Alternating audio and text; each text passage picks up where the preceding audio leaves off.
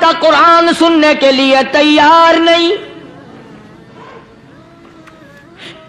ام لہم آذان لا یسمعون بہا ام لہم آذان یسمعون بہا، جس کا کان خدا کا قرآن سننے کو تیار نہیں.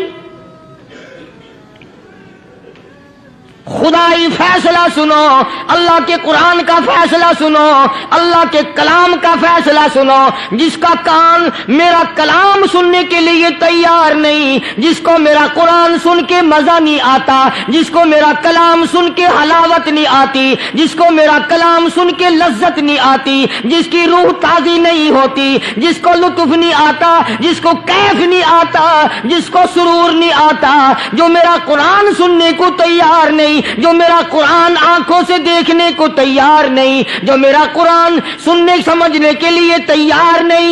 آؤ پھر خدائی فیصلہ سنو. فرمایا اولئک کالانعام.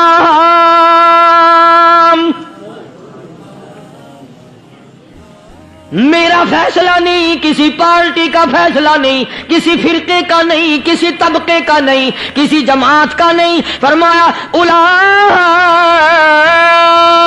الانعام.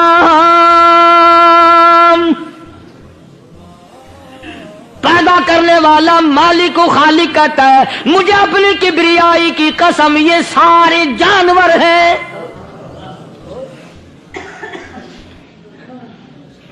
یہ سارے کے سارے جانور ہیں، یہ درندے ہیں جو ایک دوسرے کو چیر پاڑ کر کھاتے ہیں، یہ درندے ہیں جو ایک دوسرے کا خون پیتے ہیں. فرمایا بل ہم اضل، جانوروں سے بھی بدتر.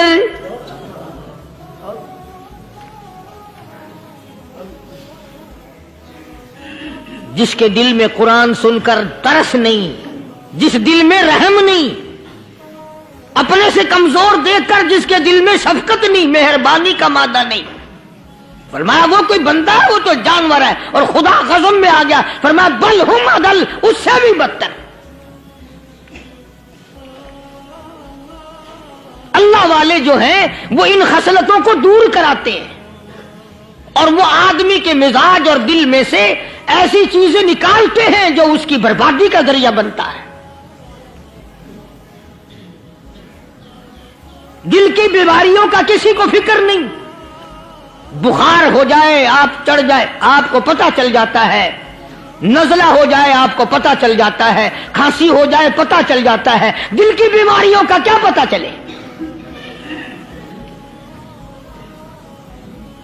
صحابہ اکرام رضوان اللہ تعالی علیہم اجمعین کی جماعت کے اللہ پاک کے محبوب حضرت محمد الرسول اللہ صلی اللہ تعالی علیہ وسلم نے دلوں کی صفائی کی.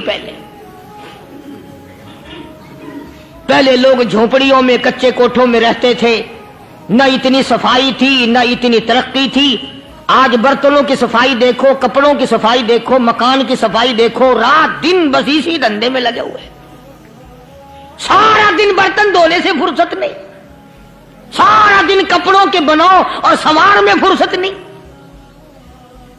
تو اللہ والے ایسے موقع پر بڑی عجیب بات کہتے ہیں. وہی مجذوب ہے، مجذوب علی رحمت کہتے ہیں بظاہر تو ہر شے میں بے حد صفائی، بظاہر تو ہر شے میں بے حد صفائی، مگر دل میں ہے گندگی انتہائی.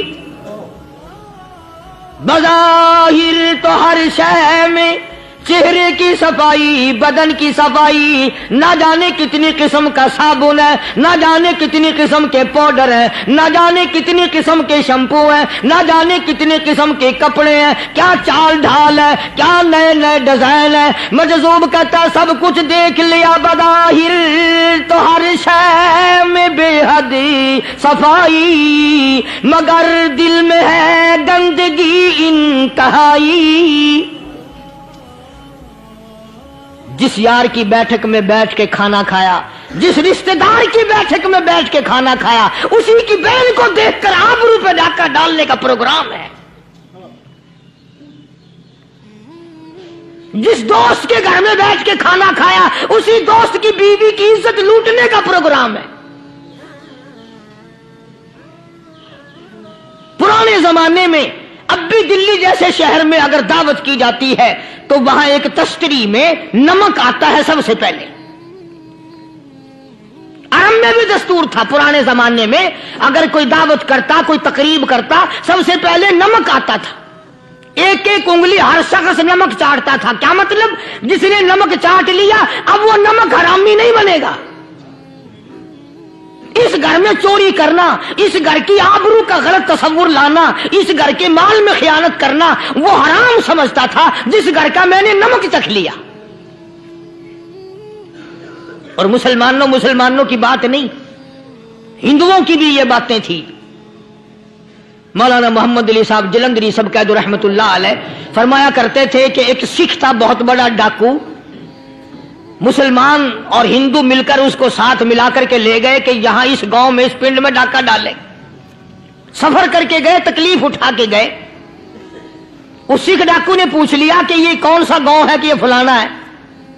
अच्छा, सारे के सारे ये तलाश करो, ये सोच विचार करो, अपने पिंड की, अपने इलाके की, किसी मुसलमान की, किसी हिंदू की, किसी सिख की, किसी चूड़े चमार की इस गांव में लड़की तो नहीं? हमारे यहां से कोई लड़की तो शादी होके यहां नहीं आई हुई। उन सारों में से कहने लगा कि हमारे भंगी की लड़की जमादार की यहां आई हुई है। कहने लगा वापस चलो, बेटी बेटी है, चाहे भंगी की हो या नवाब की हो। अरे कल बेटी का डोला दिया था, आज डाका डालेंगे, शर्म नहीं आएगी?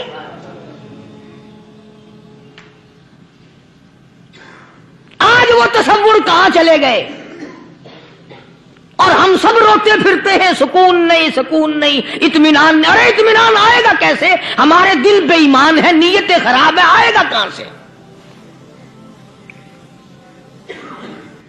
सहाबा किराम रिज़वानुल्लाह ताला अलैहिम अजमईन की जमात ने इस कदर इस बात पे मेहनत की और कोशिश की कि गलत लुकमा भी पेट के अंदर ना चला जाए।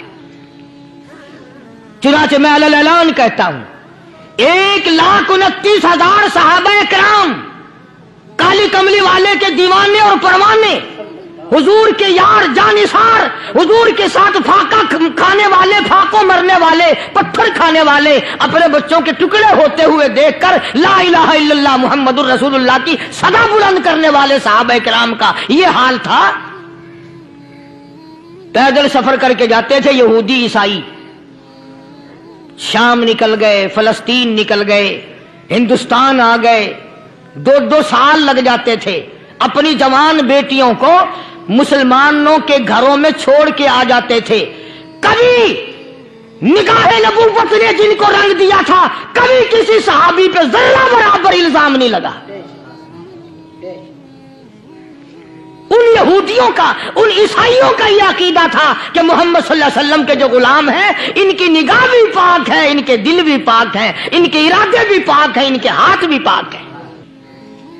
मिस्र के गवर्नर ने, मिस्र के जनरल कर्नल ने खत लिखा सैयदना फारूक आजम रज़ी अल्लाह ताला अन्हु की खिदमत में। दौरे खिलाफत है हजरत फारूक आजम का। क्या खत लिखा कि हुजूर मुझे काफी वक्त गुजर गया है और फला इलाके में आपके हुक्म से हमने जाना है और रास्ता सिर्फ एक है और उस रास्ते में जाल बिछा दिया गया। अब मुझे मशवरा दें, मैं क्या करूं, हुक्म दें मुझे।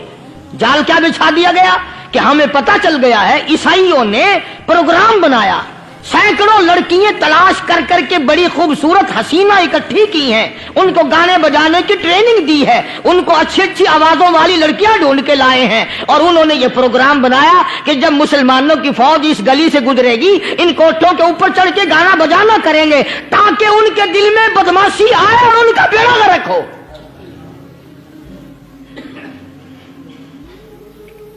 कभी काफिर का यह अकीदा था कि मुसलमान का दिल बिगड़ा तो ये गया, इसकी नीयत में खराबी आई और ये तबाह हुआ।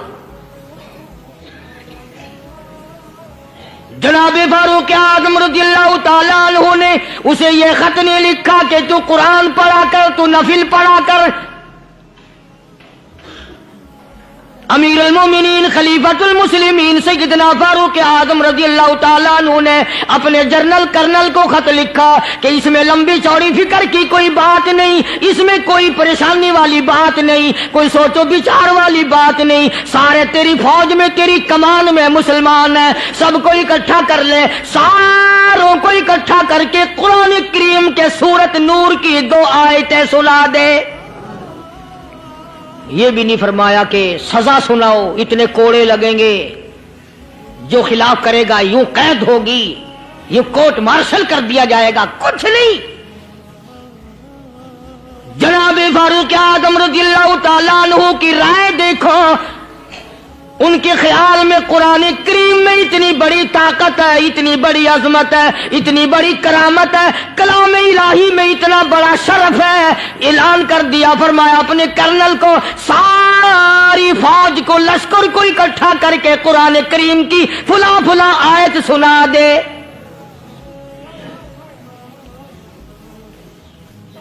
और उसके बाद बेधड़क फौज को लश्कर को उसी रास्ते से गुजार के ले जा, बेधड़क ले जा।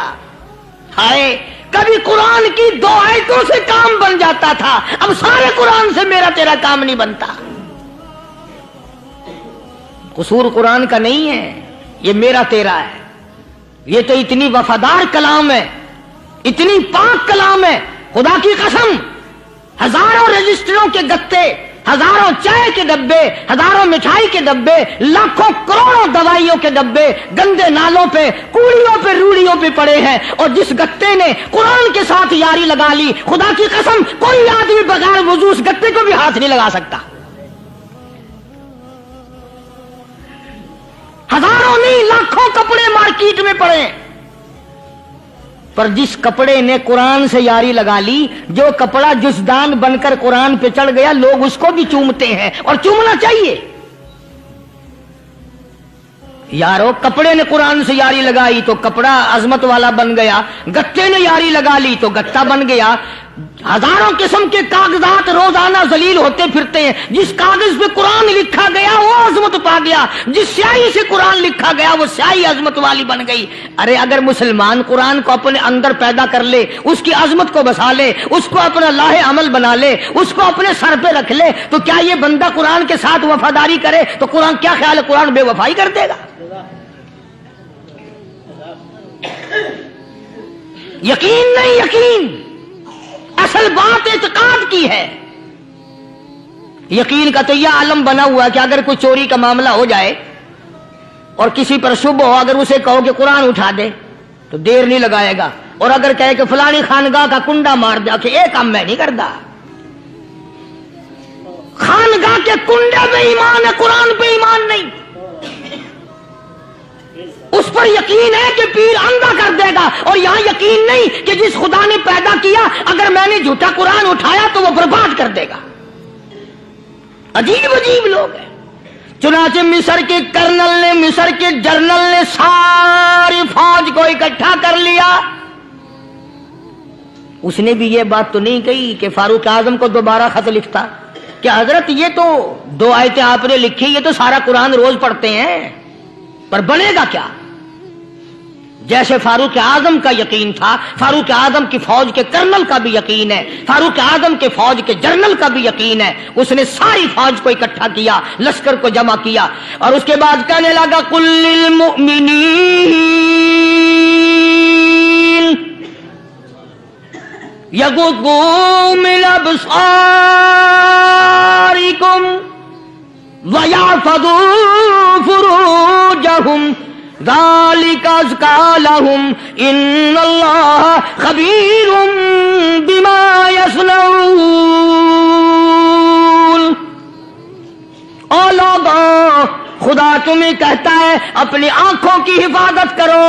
अगर तुम्हारी नजरें गलत जगह पड़ी, अपनी इज्जत की हिफाजत करो, अपनी आबरू की हिफाजत करो। अगर गलत नजरें पड़ी, गलत इस्तेमाल हुई, इन्नल्लाह खबीरुम बिमा यसनऊन।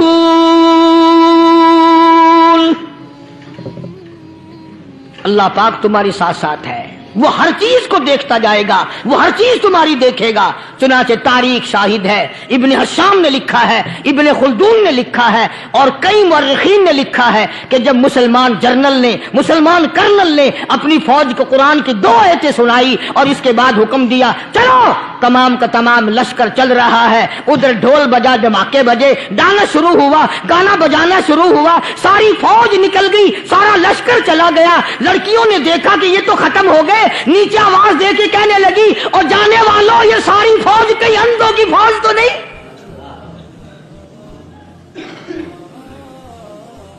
یہ حسن کا نظارہ اور یہ ڈانس اور یہ آواز، ہم ناچ ناچ کے تھک گئی، کوئی سر نہیں اٹھاتا۔ اور آج دیکھ لیں آپ، ہر گھر کے اوپر وہ لگا ہوا ہے ایریل، لعنت کا ایریل لگا ہوا ہے، لعنت کا ایریل۔ حاجیو تم کیا کہتے ہو کہ ہمارے گھر کا اس میں کیا بگڑے گا؟ خدا کی قسم وہ بگڑتا ہے، وہ دیمک لگتی ہے، وہ تباہی پھرتی ہے، تمہیں پتہ بھی نہیں چلتا۔ تم نے کیا سوچ رکھا ہے؟ مسلمان کرنل کے حکم پہ ساری فوج نکل گئی، ناچنے والی گانے والی لڑکیاں عیسائیوں کی حیران ہیں، کیا ہوا؟ لاکھوں کی تعداد میں فوج گزر گئی، کوئی نگاہ اٹھا کے نہیں دیکھتا۔ ایک مسلمان سپاہی گزرتا گزرتا نیچی نظریں کیے کہنے لگا سر کیسے اٹھائے، نگاہ کیسے کوئی اٹھائے گا؟ یہ سارے کے سارے اللہ کا قرآن سن کر آئے ہیں، کیسے کوئی نگاہ اٹھائے گا؟ کیسے کوئی سر کو اٹھائے گا؟ یہ سارے کے سارے اللہ کا قرآن سن کر آئے ہیں۔ ان کا عمل ہوا نا قرآن پہ، ان کے عمل کا کتنا بڑا اثر پڑا۔ مورخین نے لکھا، ابن حشام لکھتا ہے عیسائی لڑکیوں نے چھلانگیں لگا دی، کوٹھی سے نیچے آ گئی، کہنے لگی عام مسلمانوں وہ قرآن ہمیں بھی سنا کے جاؤ جس میں اتنی اسپرٹ ہے، اتنی طاقت ہے، جو حسن کے نظارے سے روک دے، جو گانے بجانے سے روک دے۔ یہ تو آدمی کے دل کا سکون ہے، نہ گانا سنتے ہو نہ حسن کا نظارہ کرتے ہو، جاتے والے یوں نہ جاؤ، ہمیں بھی وہ قرآن سنا کے جاؤ۔ اس قرآن میں کتنی بڑی طاقت ہے، وہ کتنی عظمت ہوگی، اس میں، اس کلام میں کتنی برکت ہوگی، جس کلام میں یہ تاثیر ہے کہ وہ ایسی ایسی چیزوں سے روک دیتا ہے۔ چنانچہ ایک مسلمان سپاہی چلتا بھی جاتا ہے اور کہنے لگا وَقُلْ لِلْمُؤْمِنِينَ